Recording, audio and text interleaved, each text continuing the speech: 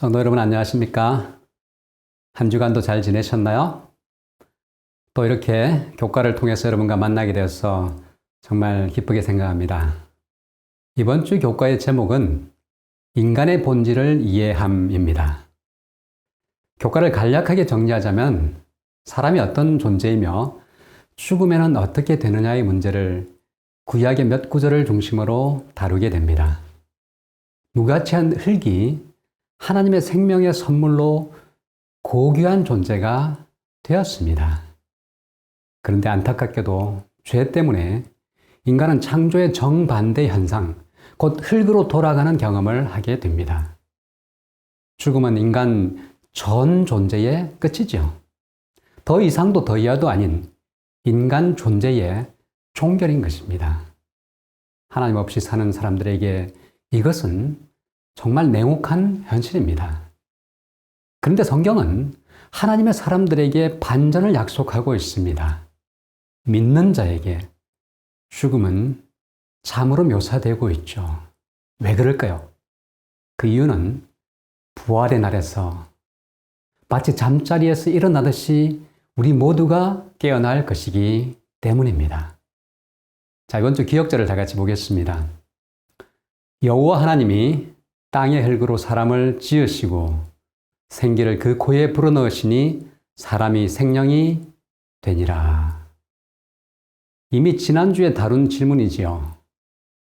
누구의 말이 옳을까요?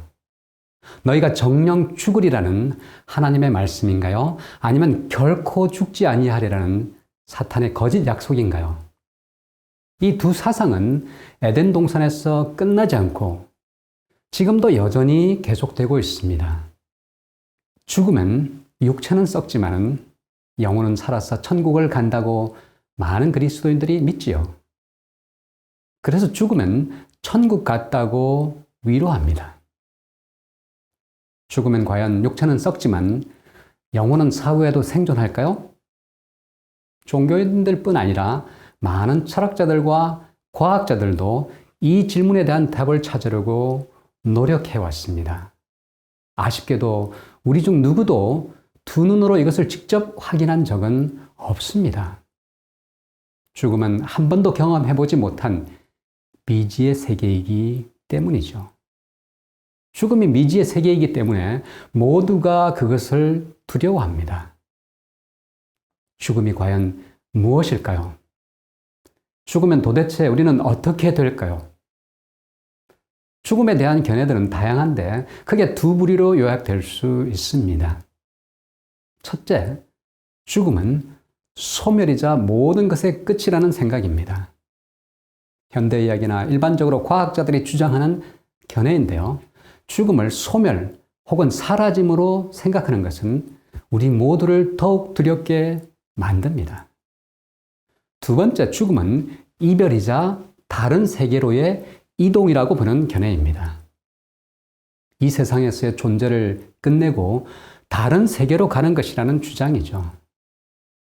불교의 윤회설 같은 것이 대표적인 예일 것입니다. 우리가 죽으면 다른 존재로 다시 환생한다고 믿지요. 성경은 죽음에 대해서 어떻게 말할까요? 과연 우리가 죽으면 몸은 무덤에 있지만 영혼은 천국으로 가는 그런 일이 일어날까요? 죽음이 무엇인지 알고자 한다면 인간이 어떤 존재인지 먼저 알 필요가 있습니다. 그렇다면 인간의 본질은 과연 무엇일까요? 진화론자들은 인간이 원숭이나 침팬지로부터 서서히 출현했다고 말합니다. 실제로 둘은 유사한 면이 있습니다. 인간도 침팬지와 마찬가지로 포유류에 속하고 유전적으로 침팬지와 인간은 98% 유사하다는 주장도 있습니다. 실제로 성경적으로 볼 때 둘 사이에는 몇 가지 유사성이 존재하기도 합니다. 둘 다 창조주간의 여섯째 날에 창조되었다는 공통점을 가지고 있습니다. 또한 둘 다 흙이라는 동일한 재료로 지음받았다는 공통점도 갖고 있죠. 여호와 하나님이 흙으로 각종 들짐승과 공중의 각종 새를 지으셨고 땅의 흙으로 사람을 지으셨다라고 성경은 이야기하고 있지요. 그런데 이런 유사성에도 불구하고 둘 사이에는 두 가지 근본적인 차이가 존재합니다. 첫 번째 차이는 인간을 만드실 땐 직접 손으로 빚으셨다는 것입니다. 동물들과는 달리 사람을 창조하실 때 하나님은 흙으로 직접 빚으시고 생기를 그 코에 불어넣으셨다는 말씀을 성경이 하고 있습니다. 동물을 창조하실 때는 말씀만으로 창조하셨는데 인간은 친히 흙투성이가 되시면서 창조하셨다는 것이죠. 여기 인간 창조의 차별성이 있습니다. 두 번째 차이는 하나님께서 당신의 형상과 모양대로 사람을 창조하셨다는 사실입니다. 이것은 사실상 동물들과 구별되는 근본적인 차이이기도 하죠. 우리는 하나님을 닮은 존재들입니다. 인간은 하등 동물이 점점 진화해서 출현한 고등 동물이 아니라 본래부터 동물과는 확연히 구별되고 하나님을 닮은 위대한 존재였다는 것이죠. 재료는 동물과 똑같은 흙으로 만들어졌으나 인간은 하나님을 닮은 존재이기에 고귀한 존재가 된 것입니다. 본래는 흙이었지만 하나님을 닮으니 지고의 존재가 되었다는 것이죠. 우리 곁에 있는 분들이 보통 분들이 아님을 다시 한번 인식하시기를 바랍니다. 더 귀하게 생각하고 대우하시게 되길 바라겠습니다. 창세기 2장 7절의 인간 창조를 간단한 공식으로 나타내면 이렇습니다. 흙 플러스 생기 이퀄 생명. 다시 말해서 네페시 하야입니다. 이게 무슨 뜻입니까? 생명이 뭔가요? 생명이란 말은 살아있는 인간 전 존재를 일컫는 말입니다. 그렇다면 창조 시 아담이 영혼을 받은 것이 아니라 영혼이 되었다는 말이 옳은 것입니다. 영혼이 몸과 분리되어 존재할 수 있는 독립적 실체라는 주장은 성경의 가르침이 아닌 것입니다. 인간은 육체와 영혼으로 두부 자르듯이 쪼갤 수 있는 존재가 아닌 것이죠. 성경도 인간을 어떤 때는 영혼과 육체 둘로 볼 때가 있고 다른 때는 영, 혼, 육 셋으로 구분해서 이해하기도 합니다. 영혼과 육체로 보는 이원론과 영과 혼과 육으로 보는 삼원론이 성경에 공존하고 있습니다. 왜 그럴까요? 두 견해를 다 수용하는 이유는 영과 혼과 육은 분리할 수 있는 각각의 실체가 아니기 때문입니다. 영혼과 육체는 인간 안에 존재하는 비물질적 국면과 물질적 국면일 뿐인 것입니다. 이는 인간의 몸에서 지성과 감성과 의지를 분리해낼 수 없는 것과 같은 이치인 것이죠. 인간이 전인적 존재이기 때문에 그렇습니다. 인간 창조에서 눈여겨볼 필요가 있는 것이 하나 있습니다. 인간을 창조한 재료가 무엇이냐 하는 것이죠. 하나님은 좀 쓸모있는 재료가 아닌 흔하디어 흔한 것으로 인간을 창조하셨습니다. 금이나 은 아니면 적어도 쓸만한 재료로 만드셨더라면 죽어서라도 기여할 텐데 하는 아쉬움이 있기도 합니다. 왜 인간을 가장 흔한 흙으로 지으셨을까요? 여기에 중요한 영적 교훈이 들어 있습니다. 무가치한 흙이 하나님을 만나니 위대한 인간이 되었지요.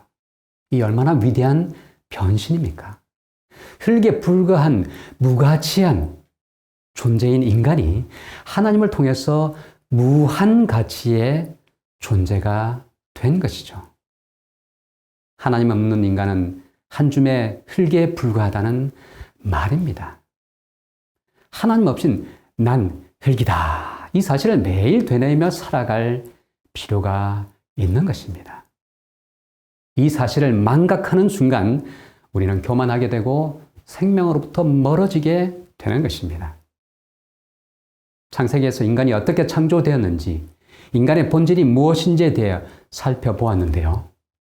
이제 본격적으로 죽음 이후의 세계에 대해서 성경이 어떤 이야기를 하고 있는지 보도록 하겠습니다.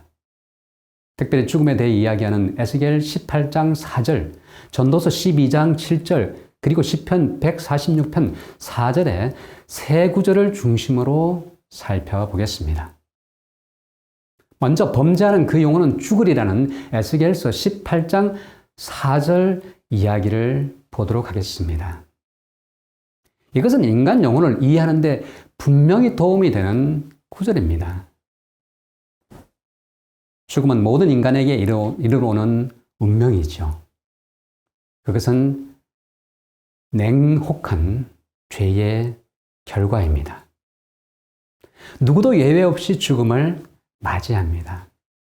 로마서 5장 12절은 이렇게 죽음에 대해서 이야기하죠. 그러므로 한 사람으로 말미암아 죄가 세상에 들어오고 죄로 말미암아 사망이 들어왔느니 이와 같이 모든 사람이 죄를 지었으므로 사망이 모든 사람에게 이르렀느니라. 성경은 죽음과 관련해서 두 가지 중요한 개념을 우리에게 가르칩니다. 첫째는 인간과 동물 모두가 죽는다는 사실입니다.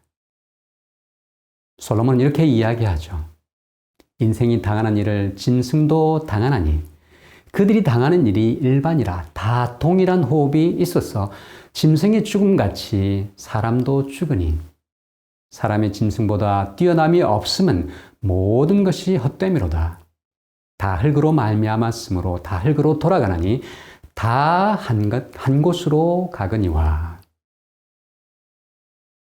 솔로몬의 이야기를 들어보면 죽음에 있어서 짐승과 사람이 아무런 차이가 없다고 분명히 이야기합니다. 둘 다 같은 호흡을 가졌다고 말하고 있지요. 전혀 다르지 않습니다. 사람에겐 영혼이 있고 짐승에겐 없다고 말하지 않습니다. 죽으면 둘 다 흙으로 돌아간다고 선언할 뿐이죠. 둘째, 사람이 죽는다는 것은 진짜 죽는 것을 의미합니다. 전 존재의 죽음을 의미하는 것이죠. 몸만 죽고 영혼은 생존하는 것을 말하지 않습니다. 죽음은 생명, 곧 살아있는 영으로서의 그의 존재의 중단을 말하는 것입니다. 창세기 2장 16절과 17절에서 선악과를 먹은 죄를 지으면 분명 죽을 것이라고 경고하셨지요. 범죄하는 그 영혼은 죽으리라는 에스겔 18장 4절의 선언은 선악과를 먹는 날에는 정령 죽으리라는 창세기 2장 16절과 17절의 경고를 다시 강조한 것입니다. 범죄하는 영혼은 죽을 것이라는 말씀이 무슨 뜻인가요? 두 가지 의미를 지닙니다. 모든 사람은 본질적 죄인이기 때문에 결국 예외 없이 죽을 것이라는 사실을 말하죠. 또한 이것은 영혼 불멸 사상을 분명히 거부합니다. 몸은 죽어도 영혼이 생존한다고 하지 않아요. 사람이 죽으면 그것으로 끝이라고 분명히 이야기하고 있습니다. 죽음은 전 존재에 이르러오는 전인적 경험임을 이야기하죠. 우리 존재의 절반에만 이르러오는 것이 아닙니다. 우리의 전 존재가 죽는 것이 바로 죽음이죠. 자, 이제는 두 번째 구절인 전도서 12장 7절을 살펴보도록 하겠습니다. 흙은 여전히 땅으로 돌아가고 신은 그 주신 하나님께로 돌아가기 전에 기억하라. 신은 하나님께로 돌아간다 라는 말이 무슨 의미일까요? 여기서 신은 스피릿, 루아흐입니다. 개역 한글 성경에서는 신으로 표현되어 있는데 히브리어 원어로는 루아흐, 영으로 번역하는 것이 더 적절합니다. 때로는 바람이나 호흡으로 번역되기도 하는데 이것은 생명의 불꽃을 의미하는 단어입니다. 그렇다면 사람이 죽을 때 영은 어떻게 될까요? 영은 몸이 죽은 후에도 의식이 있는 채로 살아남아 있는 것은 아닐까요? 사실상 그리스도인들 중 많은 이들이 영은 살아남은 것으로 오해하고 있습니다. 전도서 12장 7절에 흙은 여전히 땅으로 돌아가고 영은 그 주신 하나님께로 돌아간다는 구절을 그 근거로 들곤 하죠. 과연 그럴까요? 영은 살아서 하나님 품으로 돌아간다는 말이 사실일까요? 문맥을 보면 전도서 12장 1절부터 7절은 인간이 늙어가는 것을 상징적 언어로 표현하고 있습니다. 허리가 굽어지고 이빨이 빠지고 눈이 침침해지는 노화 현상을 비유적 언어로 표현하고 있죠. 저도 개인적으로 이들을 겪기 시작했습니다. 눈의 노화가 가장 먼저 왔습니다. 침침해지기 시작했죠. 노안을 겪을 때 저는 비로소 내가 늙는구나 라는 생각을 하면서 서글퍼지게 되었습니다. 이런 노화에 대한 장황한 묘사 후 전도서 12장 7절에서 죽음을 이야기합니다. 혈은 여전히 땅으로 돌아가고 영은 그것을 주신 하나님께로 돌아간다고 말하죠. 이는 창세기 2장 7절의 창조 이야기의 정반대 현상을 말하는 것입니다. 흙 플러스 생기 이퀄 생명. 다시 말해서 창조의 과정이죠. 그렇다면 죽음은 생명 빼기 생기인데 그 답은 무엇입니까? 흙입니다.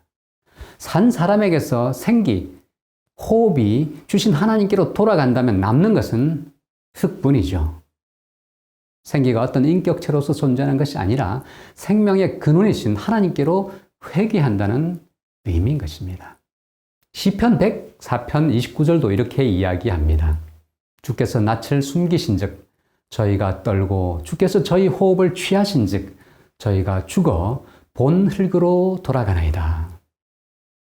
시편 기자도 사람에게서 호흡, 루아흐를 제거하니 흙으로 돌아간다고 이야기합니다.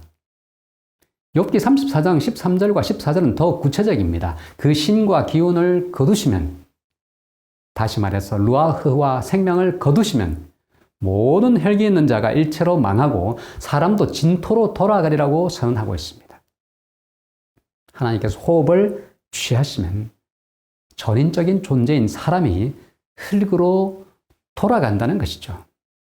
여기서 분명히 기억할 것은 전도서 12장 7절이나 시편 104편 29절, 욥기 34장 14절이 의인뿐 아니라 악인의 죽음도 포함하는 보편적 죽음을 이야기한다는 것이죠.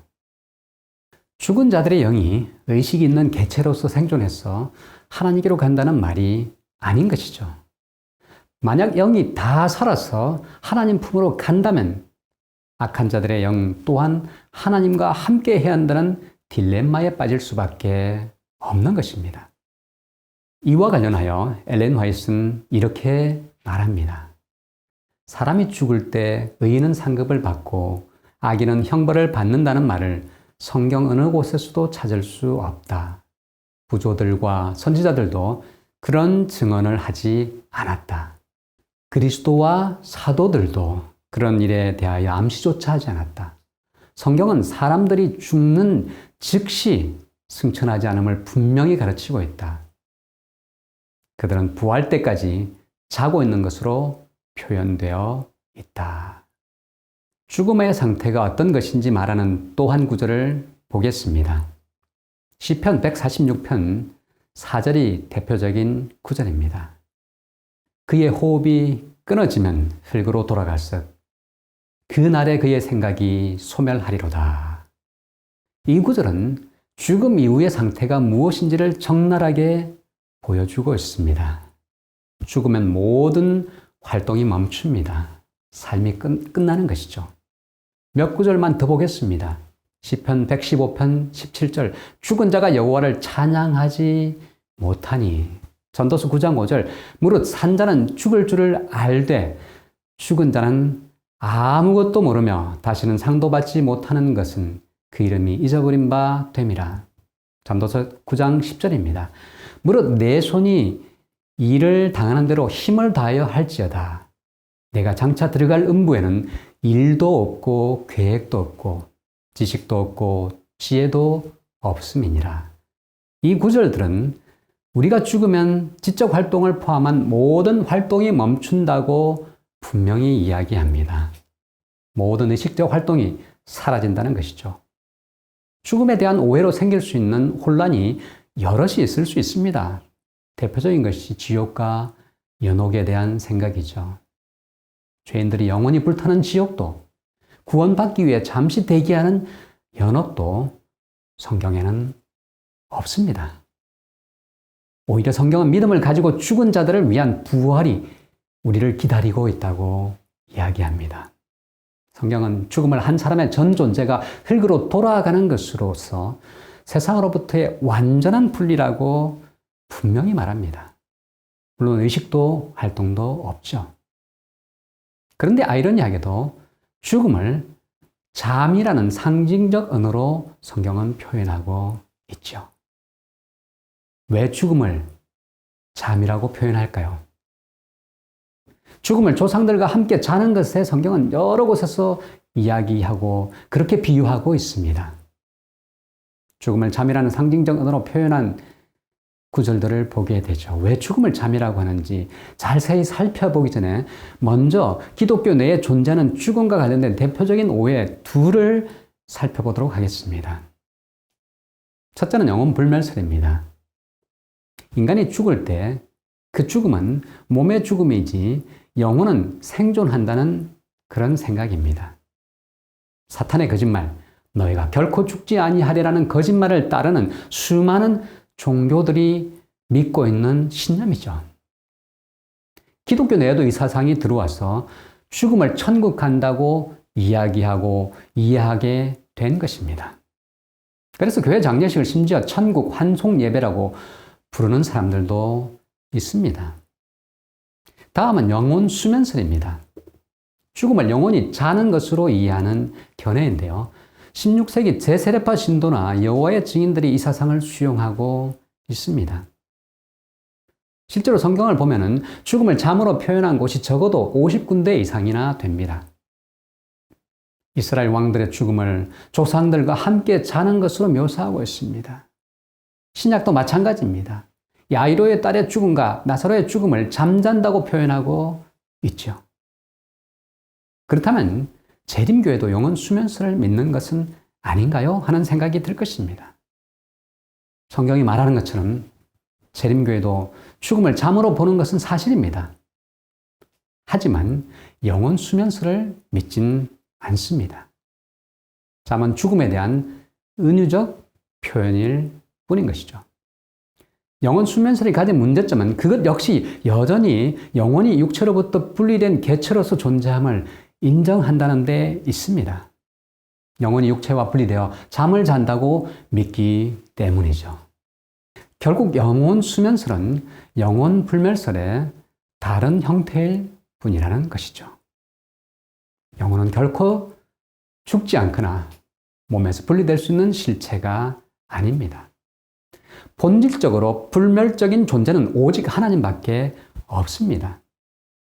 인간은 하나님을 순종하고 선악과 대신 생명과를 계속 먹었더라면 영생할 수 있었습니다. 즉 인간은 조건적인 불멸성을 부여받았었지요. 재림교회는 조건적 불멸성 혹은 영혼 멸절설을 믿고 있습니다. 사람이 죽으면 그것으로 모든 것은 소멸되고 끝나는 것이죠. 그런데 성경은 왜 죽음을 잠으로 비유할까요? 죽음을 잠으로 비유한 데는 중요한 이유가 있습니다.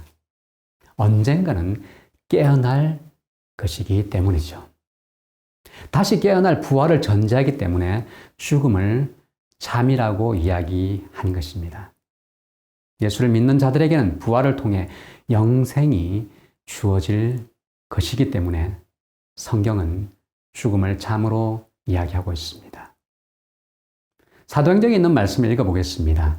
천사장의 음성과 하나님의 나팔이 자는 자들에게 울리겠고 그리스도 안에서 죽은 자들이 살아있는 자들에게 불멸의 생명을 주시기 전에 먼저 부활할 것이다. 살아있는 의인에게 영생이 주어지기 전에 먼저 죽은 자들이 부활할 것임을 말하고 있습니다. 혹시 가족을 사별하고 상실감과 아쉬움 가운데 사시는 분들 계신가요? 너무 염려하지 마십시오. 죽은 자들이 먼저 불멸의 생명을 얻게 될 것이라고 약속하고 있습니다. 다시는 고통도 죽음도 없는 부활이 약속되어 있습니다. 그렇다면 언제 이 일이 일어날까요? 사별했던 가족을 과연 우리가 언제 만날까요? 언제가 부활의 날일까요? 객관적인 시간은 수천 년이나 수백 년일 수도 있지만 그리스도 안에서 자는 이들에게 그 시간은 단지 눈 깜짝할 순간이란 것입니다. 죽음과 부활 사이의 중간 상태는 무의식의 상태, 곧 흙으로 돌아간 상태이기 때문에 무존재의 상태인 것입니다. 따라서 죽은 자들에게 있어서 부활의 때는 눈 감은 바로 그 다음 순간이죠. 눈 깜짝할 사이에 그리스도 안에서 자는 자들, 곧 소망 가운데 죽은 자들이 부활하게 될 것입니다. 이 얼마나 놀라운 은혜인가요? 인간적으로는 사랑하는 가족과의 이별이 한없이 아쉬운 일이지만 믿는 자에게는 잠시 자는 것일 뿐이라는 사실이죠. 천사들의 나팔이 울려 퍼질 때 무덤 문을 열고 그들은 부활하게 될 것입니다. 더 이상 고통도 죽음도 없는 영원한 생명으로 이별했던 가족들이 일어나게 될 것입니다. 슬퍼하는 대신 소망 가운데 살 이유가 바로 여기 있는 것입니다. 인간의 본질을 이해하는 것은 대단히 중요합니다. 무가치한 흙이 하나님의 생명의 선물로 인해 무한 가치의 존재가 되었지요. 내 곁에 있는 모든 사람은 값으로 따질 수 없는 소중한 존재들입니다. 이 소중한 사람들은 우리가 아무리 아끼고 사랑해도 여전히 부족할 정도이죠. 하나님께서 우리에게 주신 생명이 그만큼 고귀하기 때문입니다. 그래서 시편 기자는 시편의 결론을 이렇게 맺고 있습니다. 호흡 있는 자마다 여호와를 찬양할지어다. 할렐루야. 호흡을 가졌다는 자체가 하나님을 찬양할 이유인 것입니다. 생명은 하나님의 선물로서 그 무엇과도 바꿀 수 없이 소중한 것이기 때문입니다. 비록 안타깝게도 불순종의 결과로 모두가 흙으로 돌아갈 운명에 처해져 있지만 믿는 자의 죽음은 참이라는 사실을 잊지 마십시오. 다시 깨어날 것이기 때문입니다. 하나님 없는 이에게 죽음은 완전한 끝이지만 믿는 자에게는 잠깐 쉬는 잠일 뿐입니다. 모든 것이 끝나는 죽음이 두려운 것은 틀림없지만 하나님의 약속은 다시 깨어날 부활을 확증합니다. 다음 주부터 성경 전반에 나타나는 부활의 소망에 대해 자세히 살펴보도록 하겠습니다. 이번 한 주도 우리에게 고귀한 생명을 주신 하나님을 목청껏 찬양하는 삶을 우리 모두가 살게 되기를 소망합니다. 감사합니다.